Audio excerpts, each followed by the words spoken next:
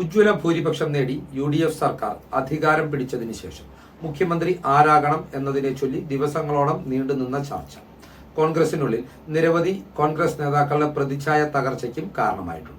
പ്രധാനമായും KC വേണുഗോപാലിനെ പിന്തുണയ്ക്കുന്നു എന്ന് വിലയിരുത്തപ്പെട്ട നേതാക്കൾക്കാണ് ഇത്തരത്തിൽ പ്രതിച്ഛായ നഷ്ടമുണ്ടായത്. അത്തരത്തിൽ ഏറ്റവും അധികം പ്രതിച്ഛായയ്ക്ക് കോട്ടം സംഭവിച്ച ഒരു നേതാവാണ്.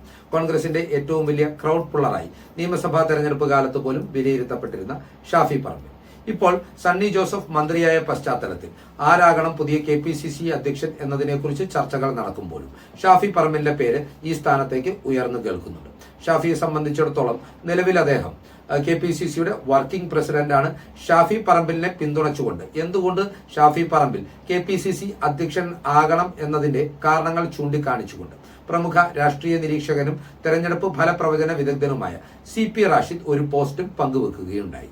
CP റാഷിദിനെ സംബന്ധിച്ച് പറയുമ്പോൾ 2026ലെയും 2021ലെയും നിയമസഭാ തെരഞ്ഞെടുപ്പുകളുടെ ഫലം കൃത്യമായി പ്രവചിച്ച ഒരു നേതാവാണ്. 100-ലധികം സീറ്റുകൾ നേടുമെന്ന് UDF നേടിക്കൊണ്ട് അധികാരത്തിലേക്ക് അവർ എത്തുമെന്ന് CP റാഷിദ് വോട്ടിംഗ് കഴിഞ്ഞതിന്റെ പിറ്റേ ദിവസം തന്നെ, അതായത് തെരഞ്ഞെടുപ്പ് ഫലം പുറത്തു വരുന്നതിന് ഒരു മാസം മുമ്പേ തന്നെ പ്രവചിക്കുകയും ചെയ്തിരുന്നു.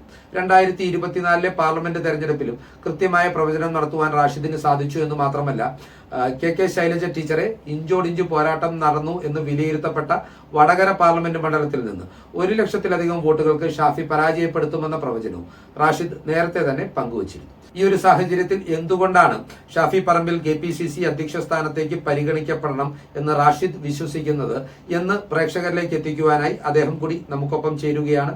ഈ വീഡിയോയുടെ തുടർച്ചയിലേക്ക് പോകുന്നതിന് മുന്നോടിയായി പ്രിയപ്പെട്ട പ്രേക്ഷകർ, കേരള സ്പീക്സിന്റെ YouTube ചാനൽ സബ്സ്ക്രൈബ് ചെയ്ത് ഞങ്ങൾക്കുള്ള പിന്തുണ ഇനിയും തുടരണം എന്നുകൂടി അഭ്യർത്ഥിക്കുകയാണ്. റാഷിദ് ഇപ്പോൾ നമുക്കൊപ്പം ഫോണിൽ ചേരുകയാണ്. പ്രിയപ്പെട്ട റാഷിദ്, ആദ്യമേ ചോദിക്കട്ടെ, താങ്കൾ കഴിഞ്ഞ ദിവസം ഒരു ഫേസ്ബുക്ക് പോസ്റ്റ് പങ്കുവെക്കുകയുണ്ടായി. എന്തുകൊണ്ട് ഷാഫി പറമ്പിൽ KPCC അധ്യക്ഷനാകണം എന്നതിന്റെ ചില കാരണങ്ങൾ നിരത്തിക്കൊണ്ടാണ് താങ്കൾ ഒരു പോസ്റ്റ് പങ്കുവച്ചത്. ആദ്യമേ ചോദിക്കട്ടെ, താങ്കൾ ഒരു ഷാഫി ആരാധകനായതുകൊണ്ട്, ഷാഫിയുടെ മണ്ഡലത്തിൽപ്പെട്ട ആളായതുകൊണ്ടാണോ ഇത്തരം ഒരു നിലപാടിലേക്ക് താങ്കൾ എത്തിച്ചേർന്നത്, അതോ ഇതൊരു നിഷ്പക്ഷ വിലയിരുത്തലാണോ?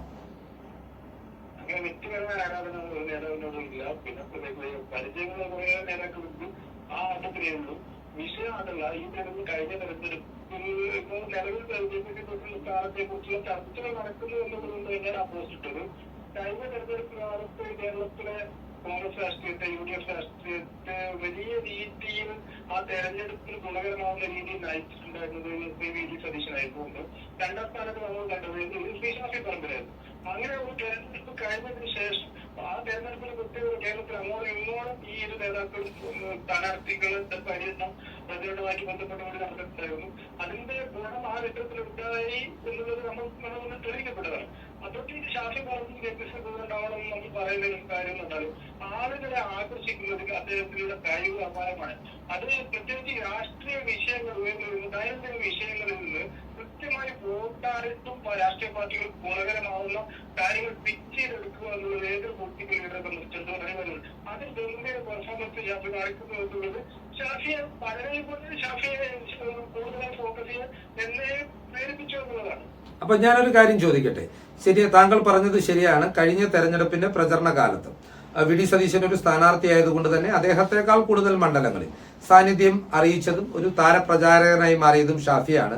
കോൺഗ്രസിന്റെ മാത്രമല്ല UDFന്റെ സ്ഥാനാർത്ഥികളിൽ ഭൂരിഭാഗം പേരും ഷാഫി തങ്ങളുടെ മണ്ഡലങ്ങളിൽ എത്തണമെന്ന് ആഗ്രഹിച്ചിരുന്നു. ഇത്തരത്തിൽ ഷാഫി എത്തിയപ്പോഴെല്ലാം വലിയ ആൾക്കൂട്ടത്തെ അവിടേക്ക് ആകർഷിക്കുവാൻ അദ്ദേഹത്തിന് സാധിച്ചിരുന്നു. എന്നാൽ തെരഞ്ഞെടുപ്പിന് ശേഷം മുഖ്യമന്ത്രി ചർച്ചയുമായി ബന്ധപ്പെട്ട് KC വേണുഗോപാൽ പക്ഷത്തിനൊപ്പം നിലപാടെടുത്തു, അല്ലെങ്കിൽ KC വേണുഗോപാലിനെ പിന്തുണച്ചു എന്നതിന്റെ പേരിൽ ഷാഫിയുടെ പ്രതിച്ഛായയിൽ കാര്യമായ ഒരു ഇടിവ് സംഭവിച്ചിട്ടുണ്ട് എന്ന ഒരു വിലയിരുത്തൽ പൊതുവിലുണ്ട്. താങ്കൾ ആ ഒരു വാദത്തോട് യോജിക്കുന്നുണ്ടോ? അത് സ്വയം ആ രീതിയിൽ ചർച്ച ചെയ്യപ്പെട്ടിട്ടുണ്ട്. KC വേണുഗോപാലിന്റെ പക്ഷത്താണെന്ന്. അത് കോൺഗ്രസ് രാഷ്ട്രീയത്തിൽ സ്വാഭാവികമായി സംഭവിക്കുന്ന ഒരു കാര്യമാണ്. പ്രത്യേകിച്ച് പല രാഷ്ട്രീയ കോൺഗ്രസ് നേതാക്കളും തെരഞ്ഞെടുപ്പ് കഴിഞ്ഞതിന് ശേഷം പക്ഷപ്പെടുത്തി രാഷ്ട്രീയം പറഞ്ഞ നേതാക്കൾക്ക് വേണ്ടി വാദിച്ച് പബ്ലിക്കായി വാദിച്ചിട്ടുണ്ടായിരുന്നു. പക്ഷെ ആ ഘട്ടത്തിൽ ഷാഫി പറമ്പിലുണ്ടായിരുന്നില്ല. മറ്റൊരു രീതിയിലുള്ള ചർച്ചകൾ സജീവമായിട്ടുണ്ടായിരുന്നു. പ്രത്യക്ഷത്തിൽ ആ രീതിയിലുള്ള ഒരു കോൺഗ്രസ് രാഷ്ട്രീയത്തിന് പ്രതികൂലമാവുന്ന രീതിയിലോ ആ രീതിയിലുള്ള ചർച്ചകൾ ഷാഫി നമ്മൾ കണ്ടിട്ടില്ലായിരുന്നില്ല. പ്രത്യേകിച്ച് അങ്ങനെ സംഭവിച്ചാൽ അത് കോൺഗ്രസ് രാഷ്ട്രീയത്തിൽ നിഷിദ്ധമായ കാര്യമല്ല. അത് അതൊരു കാലഘട്ടത്തിൽ രാഷ്ട്രീയ നേതാക്കൾ താല്പര്യങ്ങൾ, അത് ഒരു ജനാധിപത്യത്തിന്റെ ഭാഗമാണ് എന്നുള്ള താല്പര്യങ്ങൾ. അത് അപ്പം അത് വെച്ച് മാത്രം ഷാഫി പറമ്പിലിനോട്ടുള്ള ഒരാളാണ് തരത്തിലുള്ള അനീതി ഉള്ളത്. അത് ആ രീതിയിൽ കാണുന്നതെന്ന് പറയുള്ളൂ. അല്ല, അവിടെ എന്റെ ചോദ്യം ഇതാണ്. ഷാഫി പറമ്പിൽ താങ്കൾ സൂചിപ്പിച്ചതുപോലെ തന്നെ ഒരുപക്ഷെ മാത്യു കുഴൽനാടനെയോ എം ലിജുവിനെ പോലെയോ ഒന്നും ഒരു പരസ്യ നിലപാട് മാധ്യമങ്ങൾക്ക് മുമ്പിൽ പറഞ്ഞിട്ടില്ല. അദ്ദേഹത്തിന് അഭിപ്രായം ഉണ്ടായിരുന്നെങ്കിൽ ഒരുപക്ഷെ പാർട്ടി നേതൃത്വത്തോടായിരിക്കും KC വേണുഗോപാലിനെ പിന്തുണച്ചുകൊണ്ടുള്ള തന്റെ നിലപാട് ഷാഫി അവതരിപ്പിച്ചത്. പക്ഷേ ആ ഒരു വിഷയത്തിന്റെ പേരിൽ ഷാഫി വല്ലാതെ ടാർഗറ്റ് ചെയ്യപ്പെടുന്നുണ്ട്. ഷാഫി ഒരു ലോ പ്രൊഫൈൽ ഇപ്പോൾ കേരള രാഷ്ട്രീയത്തിൽ സ്വീകരിക്കുന്നുണ്ട് എന്നതൊരു വസ്തുതയല്ലേ? കാണുന്നില്ല കോൺഗ്രസ് രാഷ്ട്രീയത്തിൽ പ്രൊഫൈൽ അല്ലെങ്കിൽ ഒതുക്കപ്പെടുന്നു എന്നുള്ളൊക്കെ വിലയിരുത്തലുകളോട് ഞാൻ യോജിക്കുന്നില്ല.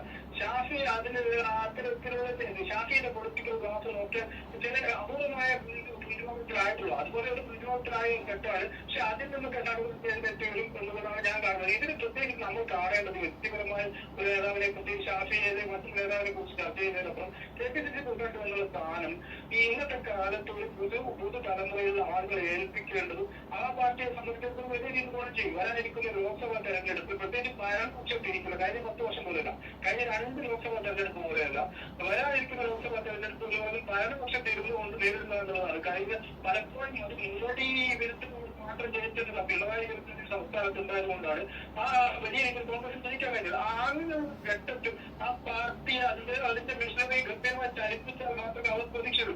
ഈ വിഷയത്തിൽ പ്രായാധിക്യമുള്ള കാലത്തിന്റെ രാഷ്ട്രീയത്തിനോടൊപ്പം പ്രത്യേകിച്ച് പാർട്ടികൾ നമ്മൾ കാണുന്നുണ്ടല്ലോ അത്തരത്തിലുള്ള പുതിയ കാലത്തിന്റെ രാഷ്ട്രീയം എത്രമാത്രം ഉയർന്നിട്ടുണ്ട് കണ്ടത്. അപ്പൊ ആ തരത്തിലുള്ള രാഷ്ട്രീയത്തെ മുന്നോട്ട് നയിക്കുക എന്നുള്ളതാണ്.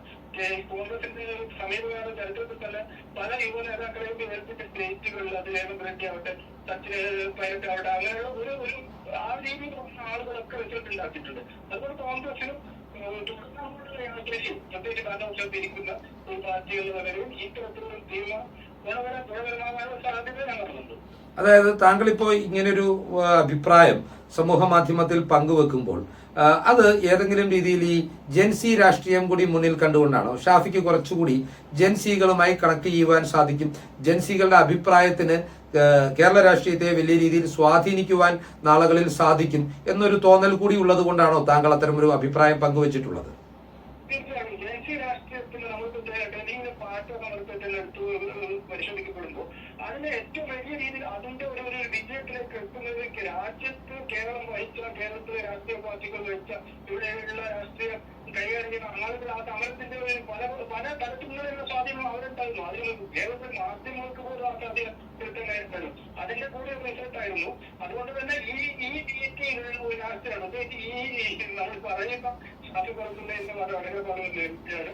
അദ്ദേഹം തെരഞ്ഞെടുപ്പിൽ നേരിട്ട രീതി ഞാൻ കണ്ടതാണ്. അദ്ദേഹത്തിന്റെ തെരഞ്ഞെടുപ്പ് കൃത്യമായി പ്രവചിച്ചതാണായിട്ട് ഞാൻ അദ്ദേഹം പ്രത്യേകിച്ച് CPMന്റെ അല്ലെങ്കിൽ BJP രാഷ്ട്രീയത്തോട് ചേർന്ന് നിൽക്കുന്ന കുടുംബങ്ങളില് പ്രത്യേകിച്ച് ചെറുപ്പക്കാരെ ആകർഷിച്ചത് ഏത് രീതിയിലാണ് ഉള്ളത് നമ്മുടെ മുന്നിലുള്ള കുടുംബമാണ്. അപ്പൊ ആ രീതിയിലുള്ള രാഷ്ട്രീയത്തിലാണ് ഭാവിയുള്ളത് എന്നുള്ളത് ഞാൻ കാണുന്നുണ്ട്. അപ്പോൾ താങ്കളുടെ അഭിപ്രായം അനുസരിച്ച് വരാനിരിക്കുന്ന പാർലമെന്റ് തെരഞ്ഞെടുപ്പിൽ സ്ത്രീകളെയും യുവാക്കളെയും ആകർഷിക്കുവാൻ കഴിയുന്ന ഒരു നിഷ്പക്ഷ സമൂഹത്തെ വലിയ രീതിയിൽ സ്വാധീനിക്കുവാൻ കഴിയുന്ന ഒരു KPCC അധ്യക്ഷൻ എന്ന നിലയിലാവണം ഷാഫി പറമ്പിലിനെ നോക്കിക്കാണേണ്ടത്. ആ ഒരു തരത്തിലാണ് താങ്കൾ ഷാഫി KPCC അധ്യക്ഷ സ്ഥാനത്തേക്ക് എത്തേണ്ടത് എന്നൊരു അഭിപ്രായ പ്രകടനം നടത്തുന്നു. ഞാൻ മറ്റൊരു ചെറിയ സാധ്യത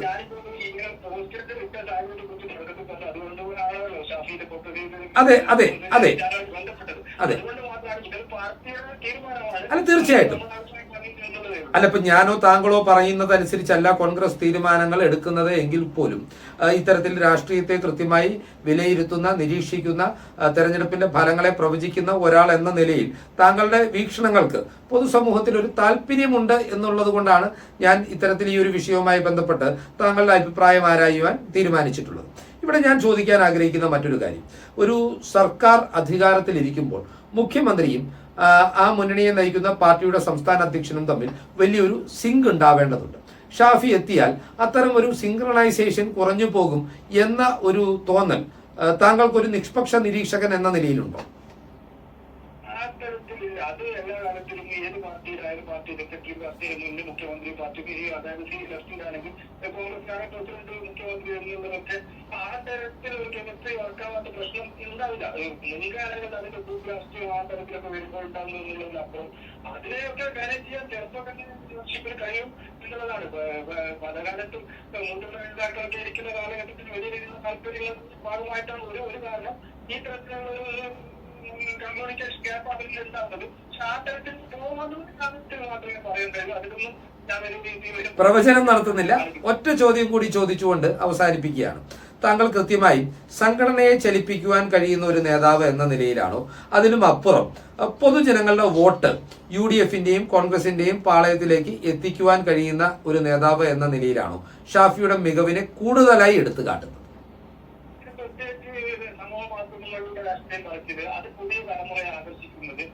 പിന്നെ ഞാൻ തുടക്കത്തിൽ തന്നെ പറഞ്ഞിട്ട് ദൈനംദിന രാഷ്ട്രീയത്തിൽ ഏത് വിഷയം പിക്ക് ചെയ്യണമെന്നുള്ളതിൽ ഗംഭീരമായ ഒരു കാൽക്കുലേഷനുള്ള ഒരു രാഷ്ട്രീയ നേതാവാണ് ഷാഫി പറമ്പ്.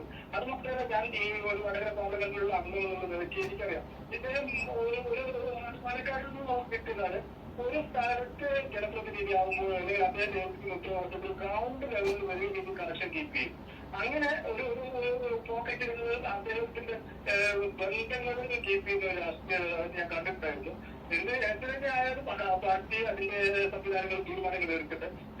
ചോദിച്ചുകൊണ്ട് കൂടുതലായിട്ട് ഈ കാര്യങ്ങൾ പ്രതികരിച്ചിട്ടുണ്ട്.